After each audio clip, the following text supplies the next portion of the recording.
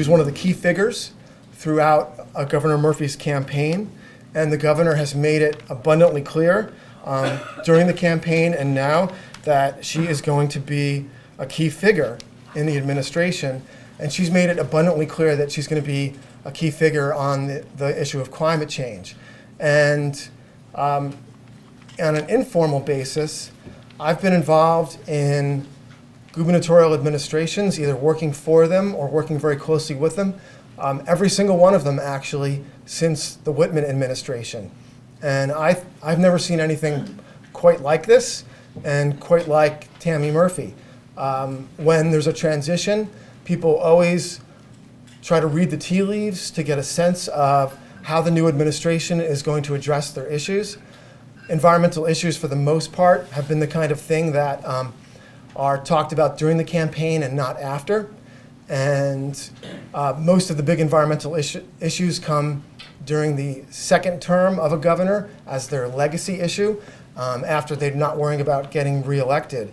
And the new administration has come in, and Tammy Murphy has come in, and she has made herself a key figure and a key leader in the essential battle, the essential fight of our time for our civilization, for our species.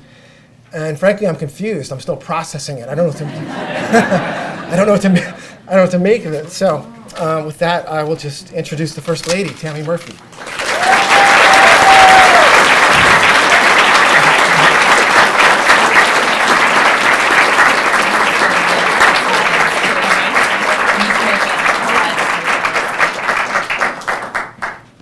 Hi. Hold on one second. You can go ahead. Go ahead. I'm just going to put a title slide on. Okay. Sorry, All right. everyone. Okay. Thank you all. Thank you, Randy, for that. And thank you for the invitation to join you here today. Thank you to Mayors Kramer and Harris, and of course to Rutgers University's Bloustein School, the League of Conservation Voters, Education Fund, and Sustainable New Jersey for hosting everyone this morning. I must also recognize the other speakers who are giving their time today. Jean Herb, I don't know where Jean is, she's somewhere back there, Jean. Randy Solomon, Ed Potosnik, Jen Coffey, and Dr. Robert Kopp, as well as the numerous sponsors whose support has made this summit possible. It's always great to be on campus here at Rutgers, and I have to admit, I've been here so often of late, I feel like I should just enroll here or something, because it's been crazy. But it's especially nice to be here when it's to bring leaders together to discuss climate change and the steps we can take together to protect our residents and our communities. This summit also could not have come at a better time, as New Jersey's environmental future has been in the spotlight for the past 6 days. Throughout this past week, the governor and I have focused on the steps needed to create a greener and more sustainable future for our state. Through executive action, we're already turning New Jersey around from the direction in which we've been headed for the last 8 years.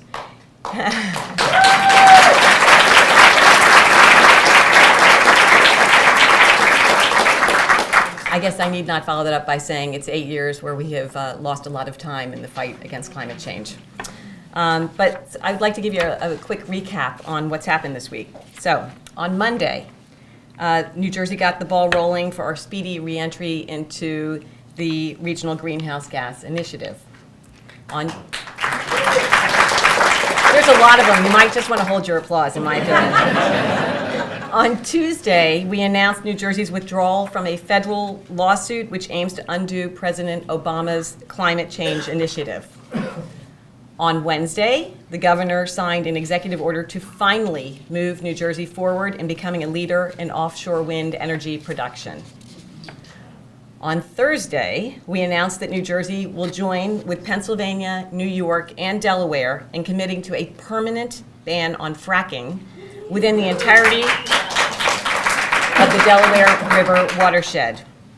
And yesterday, Attorney General Gabir Grewal joined with his fellow attorneys general in a letter to the Trump administration calling for a reversal of its decision to open our coast to fossil fuel exploration and drilling. Now you can clap.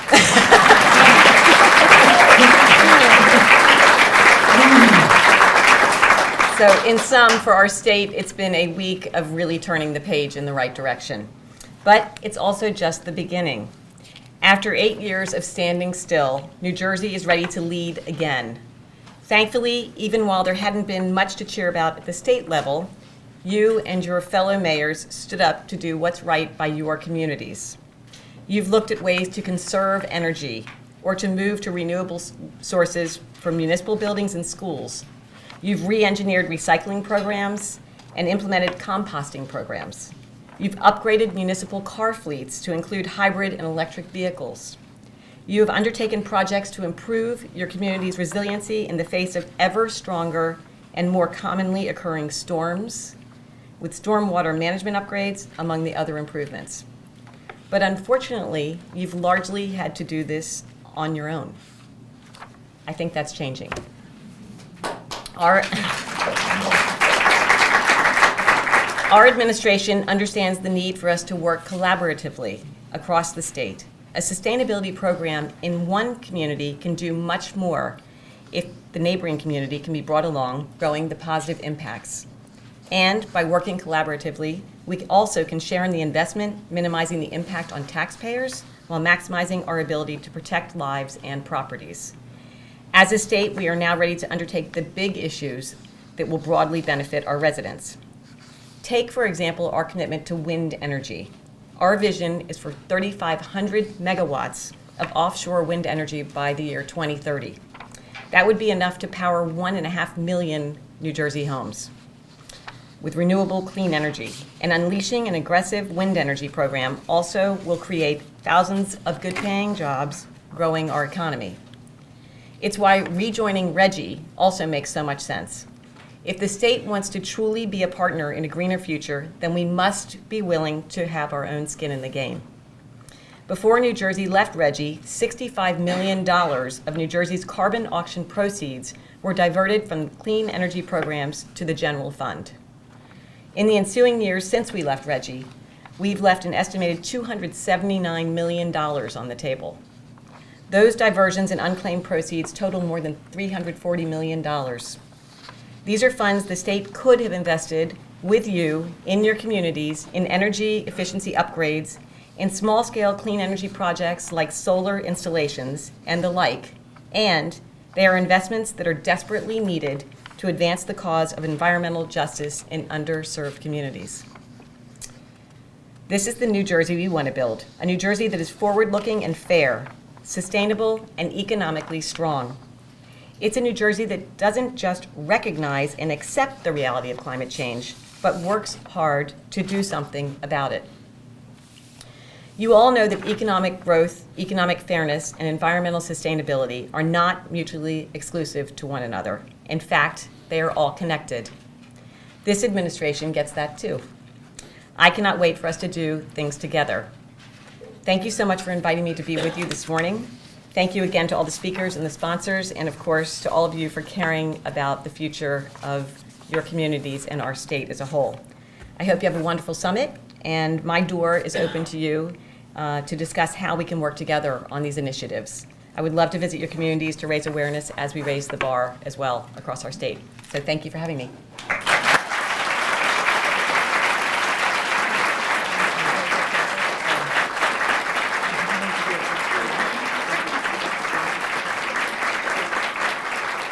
Sorry, it's only going to be another half hour.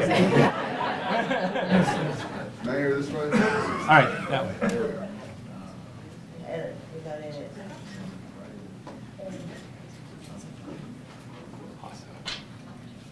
Good. If everyone could pass down their cell phones.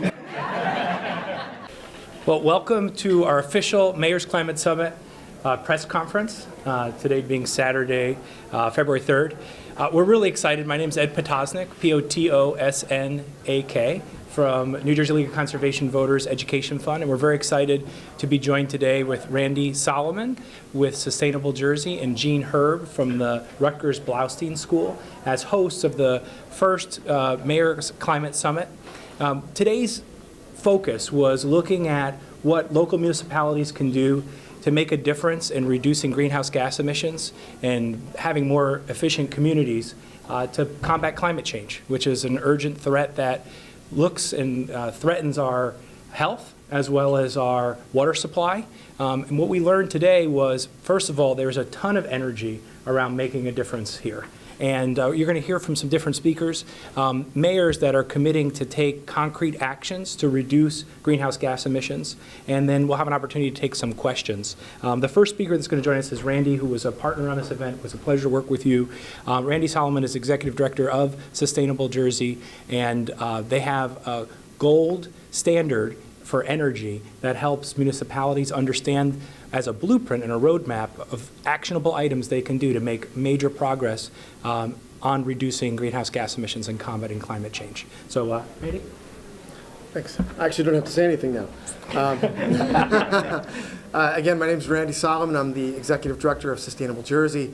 And today's conference was showing that municipalities have a role to play in achieving our big statewide goals, and in particular, achieving our goals for reducing greenhouse gas emissions and for combating climate change. The state can't do it alone.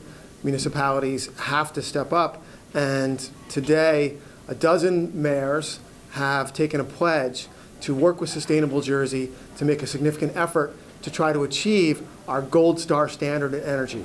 And if a municipality achieves that Gold Star standard, that means they have actually reduced their greenhouse gas emissions to the extent that if every municipality in the state were to perform at the same level, collectively we would have actually solved that problem. And so I could not be more pleased that there are so many mayors from large municipalities, small municipalities, north, south, central, who are making this commitment and are going to be leaders in the state of New Jersey and working with us over the long term to implement these actions, to track their performance.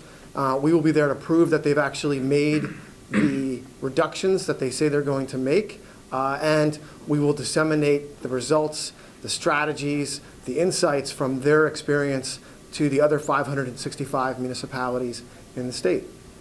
Thank you. And next up is one of the other co-hosts, which is Jean Herb with Bloustein School. Jean wears many different hats, but one of the things that she focused on today is outlining actionable trajectories that help to mitigate climate change, which means to reduce the greenhouse gases. And she's going to share a little bit about the work she does, but also about the opportunity that lies ahead for New Jersey. Thank you. Again, I'm Jean Herb. I'm here at the Rutgers Bloustein School, and today is a day that's all about good news. It's easy to talk about climate change and have those messages come across as something that's doom and gloom. But the reality is that we know that the science is sound, and that there are many opportunities that mayors and policymakers can take to have decisive action on climate change. We've seen decision makers take on difficult challenges before. We're proud of leadership here in New Jersey at the state, local, county, municipal level, and we know that the work that can be done in terms of addressing climate change can produce more livable communities, can improve health, can create infrastructure that's resilient, and that can give us all opportunities to enjoy the communities that we live in and have access to healthy communities and open spaces. So coming from an academic institution, we are proud to be part of this event, and we're here to stand with our municipalities and our mayors to provide the kind of support, technical support, and other support that they need to advance their pledges. Thank you very much. Awesome. And next, we're going to hear from a bipartisan group of mayors who have been working at the local level at different progress for sustainability that are really to take a leap and really make meaningful action at the local level. So I'm just going to go over the list in order. I don't need to introduce each one. You guys can go from thing to thing. We're going to start with Mayor McCormick, and then we're going to have Mayor Bala, and then we're going to have Mayor Harris, Mayor Packer, Mayor Lampert, Mayor Bobbitt, Mayor Sordillo, and then Mayor Kramer. Did I get everyone? Does that make sense? If you're not sure, you can look back at my strange list. But we're really excited. Mayor McCormick from Woodbridge. Stand in place or go up there? No, come up here. Okay. Yeah. Well, thank you very much. I just want to congratulate the League of Conservation Voters, Sustainable New Jersey, and the Rutgers Bloustein School for a terrific seminar. we're the sustainable champions, so we come in first, and I still look today and see so many things that we've learned and so many things that we can do. I think it was particularly impressive that First Lady Tammy Murphy was here. She laid out an amazing everyday action on the environment that the governor has taken just this week in only his second full week in office. So I think that's just amazing that the state now is a partner really in the environment. And I just want to congratulate everybody and thank you for this. There's a couple thousand athletes in South Korea doing the same thing we're doing right now, and that's going for the gold. They're looking for gold medals in the Olympics, and we're going for the gold in energy with Sustainable New Jersey. So thank you. Thank you. Thank you for having me, and thank you to the Bloustein School, as well as Sustainable New Jersey, the League of Conservation Voters, and everyone who made this event possible today. I want to talk a little bit about Hoboken, New Jersey, as its mayor. We are literally an urban laboratory and a national model for climate adaptation, with more than $90 million invested in resilient stormwater management by the city and local partners, as well as almost $250 million in state and federal funding through our Rebuild by Design program, which protects us from the coastal flooding that we saw with Superstorm Sandy, and about $300 million invested in energy security through PSE&G. So as climate change continues, we continue to be a leader in climate mitigation as well. And as part of that effort within our master plan, what we've done is we've incorporated a green building and environmental sustainability element of the master plan. That includes, among other things, a goal to exceed the carbon reduction goals established by the Paris Climate Accord, and also reduce greenhouse gas emissions from automobiles by increased walking, bicycling, and mass transit. So as we work to undertake these goals in 2018, Hoboken will be doing several things, among them completing a feasibility study for the development of a citywide microgrid to distribute power to critical communities within Hoboken, hospitals, municipal buildings. Anytime there's a Superstorm Sandy, we want to make sure that we have power and energy on, and that microgrid would achieve that. Also, renewable government energy aggregation programs that provide for both cost savings and higher renewable energy content for Hoboken residents, businesses, and municipal facilities. Developing a greenhouse gas emissions inventory and climate action plan that quantifies our path for carbon neutrality by 2027. And last but not least, of course, the pursuit of the Sustainable Jersey Gold Star Energy standard. So it's a proud moment for New Jersey, for us to be here. I stand very proud amongst 12 mayors in the city or the state that have undertaking this goal, and I think really amongst everyone here, it's a real show of leadership on this important issue. So thank you very much. Thank you. I'm Bruce Harris. I'm mayor of Chatham Borough, and I'm really proud to have been a small part of this climate change summit today, as being one of the co-hosts with Mayor Kramer. And Chatham has long been committed to environmental practices and sustainability. We achieved bronze status under Sustainable Jersey in 2009, and then 2012 and 2015, silver, and we were also the municipal champion for municipalities of our size range in both 2012 and 2015. So we are really committed to being a sustainable community. So when we think about whether or not we can go for the gold, we say, but we have no choice, because that's really what we have been doing.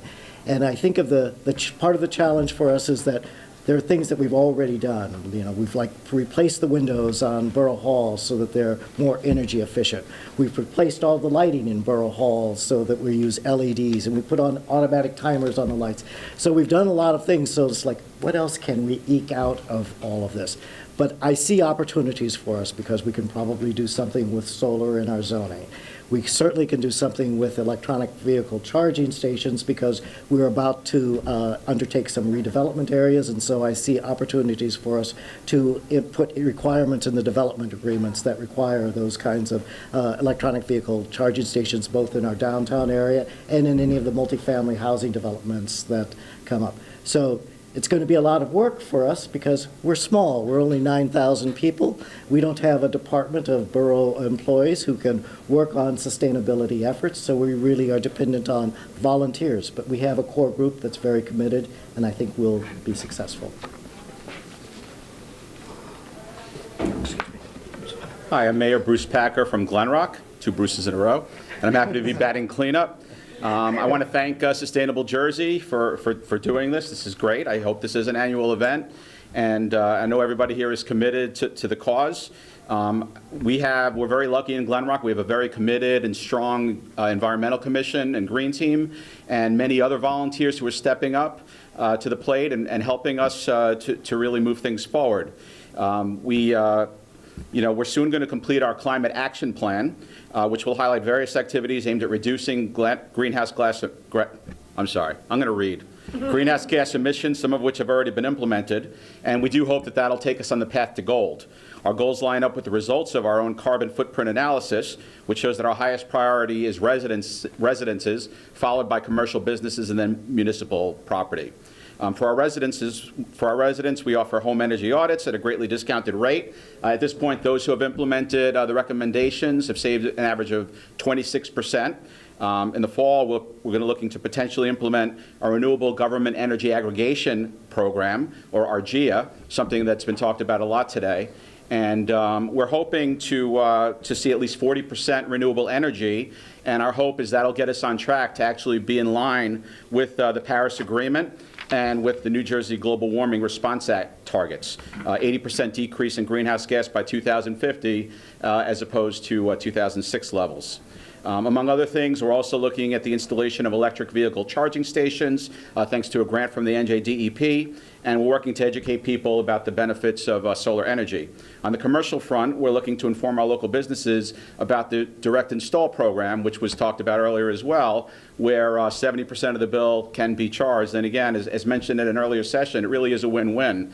We've already instituted the direct install program for municipal buildings. We just recently completed our ambulance corps, and several buildings are to follow. We've budgeted for about 10 buildings roughly, so we look forward to that.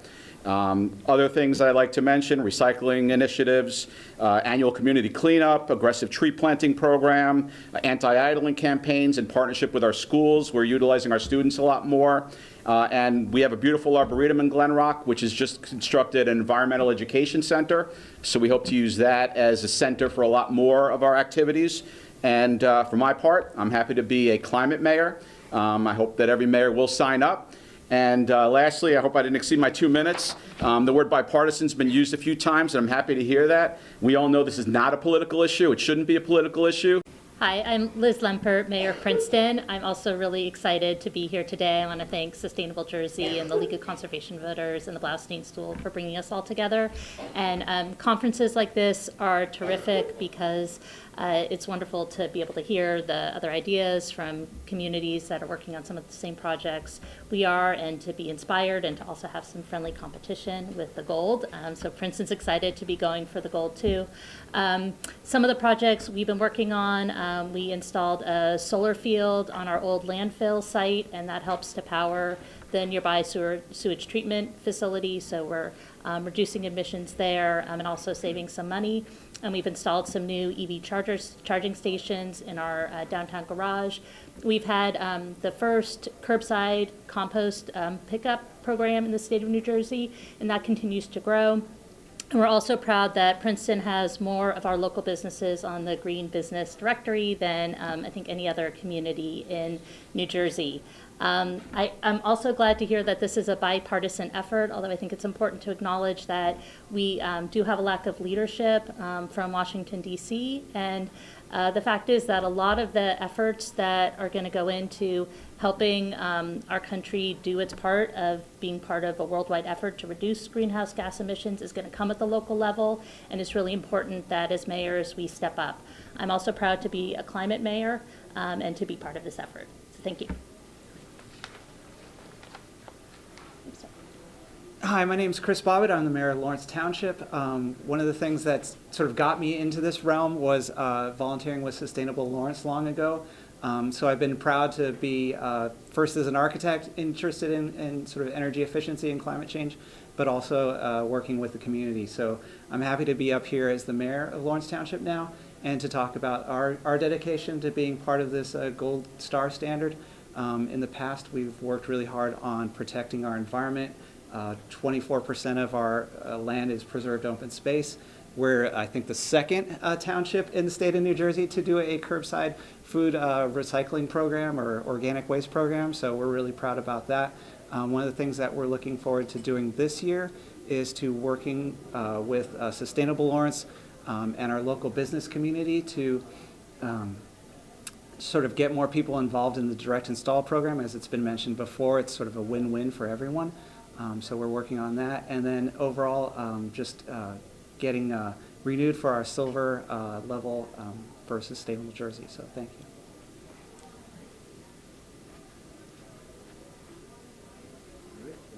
I'm next. Thank you. I got lost in the number. I'd love to see a lot more mayors involved, but this is a great start, and I'm honored to be part of this group. Everyone talks about the bipartisan nature, but what I noticed more in this group is the diversity. Diversity in New Jersey is what makes us strong. We share ideas, we share innovation, and we share a common goal, and this common goal happens to be reducing greenhouse gases and our carbon footprint. Warren Township and our 16,000 residents are all committed to do their part in protecting the environment. We have silver status. We're hoping to get gold status. It's a big hurdle, but we're going to do our best to get there. We're going to increase our recycling efforts, and we're going to do something in the way of increased carpooling, and potentially we're experimenting with a bus service to Manhattan, since so many of our residents are driving singly without anyone with them to New York every day and back. I have to tell you that this is a start of something great. We all see the effects of climate change in the floods and storms we've been seeing, abnormal numbers. We feel the effect of climate change in the extreme cold days and extreme warm summer days. And now we must act, or our grandchildren, and I have 7, will not have as good a world to live in as we do now. Thank you. And then the final mayor that's going to be speaking was sort of part of the genesis of today's event, and one of the co-hosts, Mayor Phil Kramer from Franklin Township. Thank you. It's hard to go last because it's all been said. I do want to thank the New Jersey League of Conservation Voters, Sustainable Jersey, and the Bloustein School. When I came up with this idea, it was, I pictured maybe a group like this sitting around a table and trying to come up with ideas of how we could do better for our communities and do better for the planet. These other people made this meeting what it was, and they really take the large part of the accolades for what happened today. But when the United States pulled out of the Paris Accords, I was distraught. I was upset, and I actually said to myself, someone should do something about this. And then I looked down at my business card and saw the word mayor and said, okay. And fortunately, one of my closest friends is Ed Potasnik, so I had an immediate resource to get this going.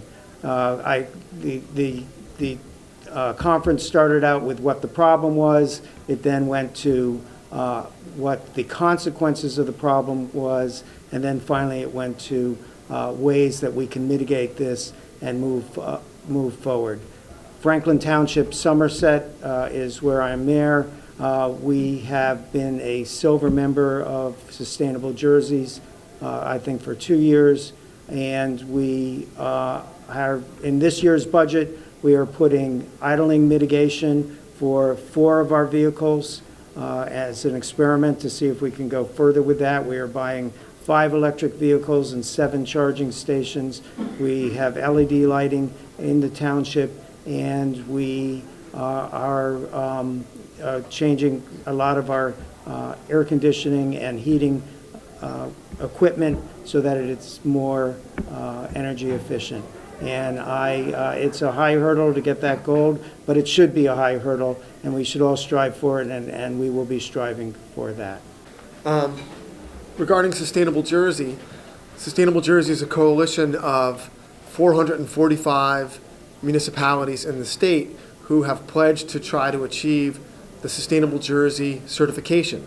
We currently have got 2 tiers, bronze and silver, and the mayors behind me are some of the leaders among the municipalities in the state in the Sustainable Jersey program. We don't currently have, or until recently, we did not currently have a gold standard because the gold standard was supposed to and does represent that a municipality has actually achieved sustainability in a particular area. So we recently released a gold star standard for energy and one for waste. No municipality has currently achieved it, and the mayors behind me are the ones that are publicly making a commitment to try to achieve that. And if every municipality in New Jersey were to achieve this standard, then collectively we actually would be on course to solve the climate crisis. And what's a climate mayor? Mayor Lumpet? Yeah, Climate Mayor it's a national group of mayors in the United States who pledge to have their towns or cities meet the goals set out by the Paris Agreement. I mean, one of the things I think is a challenge in New Jersey is the amount of press that there is has diminished in a lot of ways. I know in the environmental space, there is less than a handful of reporters that specify or look at that one issue. Oftentimes they have quite a long list, and because of that, the subject area knowledge isn't there to go to the depth that you're talking about. And so it's a challenge as a communicator that speaks directly to citizens to get them engaged and active on things that they care about. It can be difficult. I think we see a lot of things with the patches, which are local newspapers and tap into. I have one example, and I'm using this example because I was surprised at how successful it was engaging the residents. First of all, Laura Mendel runs our green team, and we have very passionate members of that team. They have great ideas, they're innovative, and one of the things that we found in the recycling effort was that the caps on the bottles were not in the recycling process from the county. So we decided to have a collection. And at the library, we collect them. We ask residents to bring them down.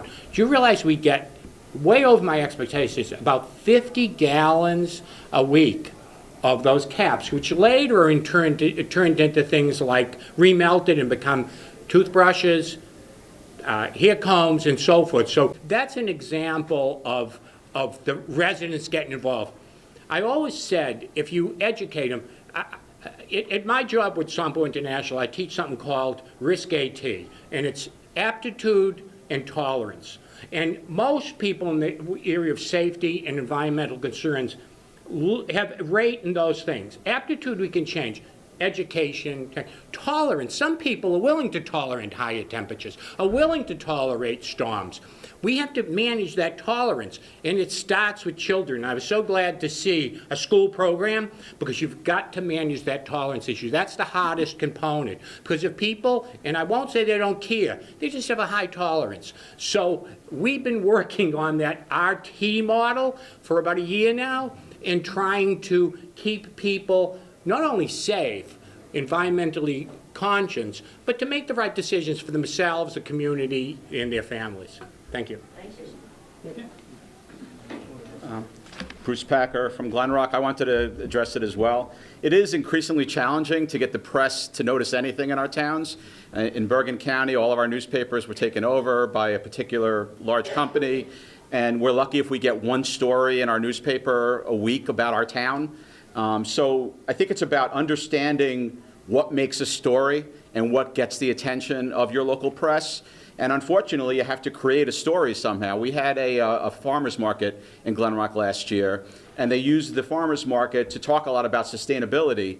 And because this was new to our town, it was a story, and it was covered relatively well. I think the other thing that one needs to do, and we're trying to do a little more, is, and the mayor mentioned this as well, is working with kids in the schools, because then you can at least communicate with the parents a little more directly in your own town about some of the things you're doing. If you make it kid-friendly, it goes into the HSA newsletters, and you have that source as well.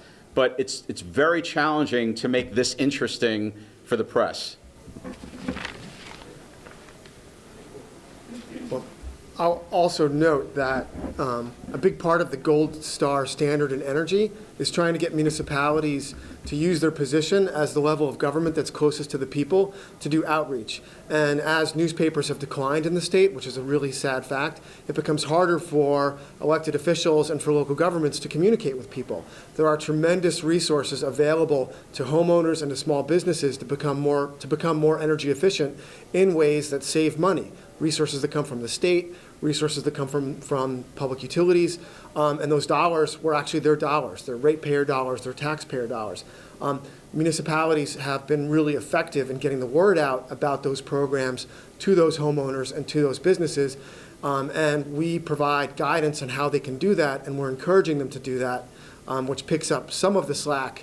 That's not replacing what reporters do, but it picks up some of the slack. We also have a whole slate of actions in Sustainable Jersey now, which are relatively new, called Public Information and Engagement, which are providing tools and best practices to local governments for engaging the public, providing information, and then encouraging them to take part in decisions that are affecting the future of their communities. And so there's best practices there, but that's also another way that they can get credit towards their certification in our program.